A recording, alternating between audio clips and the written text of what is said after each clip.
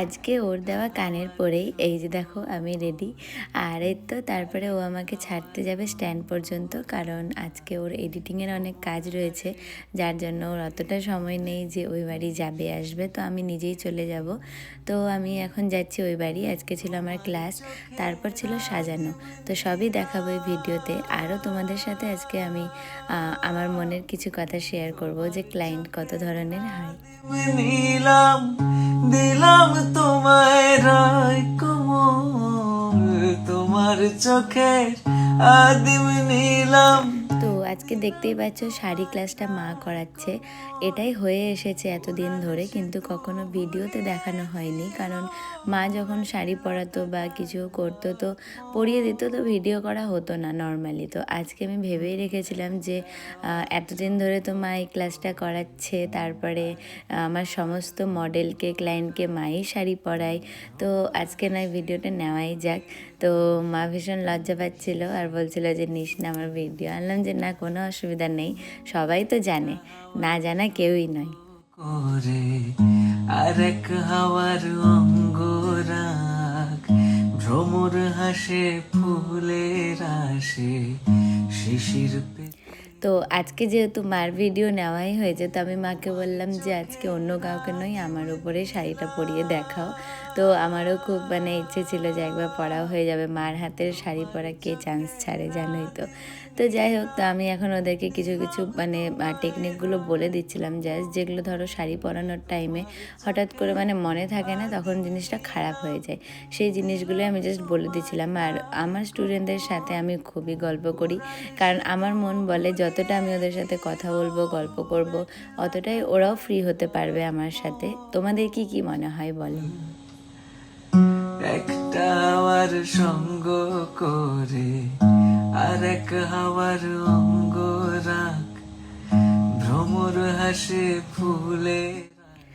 আর এই যে আমাকে মা শাড়ি পরালো, আর সেটা দেখে আমার স্টুডেন্টরাও একে অপরকে শাড়িটা পরাচ্ছে। তো আমি ওরা যেহেতু নতুন, তো বুঝতে একটু অসুবিধাই হচ্ছিলো যে একে অপরকে পরাবো না মডেলকে পরাবো। তো সেটা আমি মডেল প্রথমেই আনতে হবে তার এখন কোনো মানে নেই, কারণ শাড়ি ক্লাসটা কি একে অপরকে পরালেই হয়ে যায়, কিন্তু যখন আমরা সাজাবো হেয়ারস্টাইল করব, তখন আমাদের কিন্তু একজন মডেল অবশ্যই প্রয়োজন, কারণ তখন আবার সেটা অনেক টাইম ওয়েস্ট হয় একে অপরকে করলে। তো এই দেখো ওরা একে অপরকে শাড়িটা পরিয়েছে, আর কেমন হয়েছে সেটা অবশ্যই জানাবে। ওরা প্রথমবার এই শাড়িটা একে অপরকে পরালো আমার সামনে, তো আমার তো ভালোই লাগলো যে ওরা বেশ করেছে কাজটা মন দিয়ে। আর তারপরেই বললাম যে আমার সাজানো আছে, সেই জন্য বেরিয়ে পড়লাম একটা হাওয়ার সঙ্গ করে আরেক হাওয়ার অঙ্গরাগ। মালদা পৌঁছেই আমার সাজানো ছিল। তো এই সাজটা তোমাদের কেমন লাগছে সেটা অবশ্যই জানিও। তো আমি বলছিলাম না ক্লায়েন্টসদের কথা বলবো, তো সেটাই বলি। কিছু কিছু জন এমন হয় যে এত ভালোবাসে যে মনে হয় যে আমার আগের জন্মে কেউ ছিল নিশ্চয়ই, নাহলে এতটা তো কেউ ভালোবাসবে না, এরকম মনে হয়। আর কিছু জন এমনও হয় যে শুধু ভুল খোঁজার চেষ্টা করো, কিন্তু কিন্তু এটা আমার বলার যে যখন আমি সাজাবো তখনই ভুলটা খুঁজবে, আমার খুব ভালো লাগবে। আমি সাজানোর সময় 50 বার করে জিজ্ঞাসা করি ঠিক আছে তো, ঠিক আছে তো, কিন্তু পরে এসে যদি বলো যে কেউ বলছিল যে এই জিনিসটা ভালো হয়নি, তখন না খুব আঘাত লাগে যে আমাকে তুমি বলতে পারতে, বা তুমি তো নিজেকে দেখে সেখান থেকে যাও, তাই না? তো পণ্যের কথা শুনে কেন লো হয়ে যাও? তো আমার প্রত্যেকটা ক্লায়েন্টকে বলার যে নিজের কনফিডেন্ট নিজের কাছে, তুমি যখন স্টুডিও থেকে বেরাবে অবশ্যই নিজেকে দেখবে যে আমি ঠিক আছি কিনা। তারপর তো অনেকে অনেক রকম বলবে, সে তো তোমার এত ভালো রান্না হলেও বলবে রান্না ভালো হয়নি, ঠিক কি না?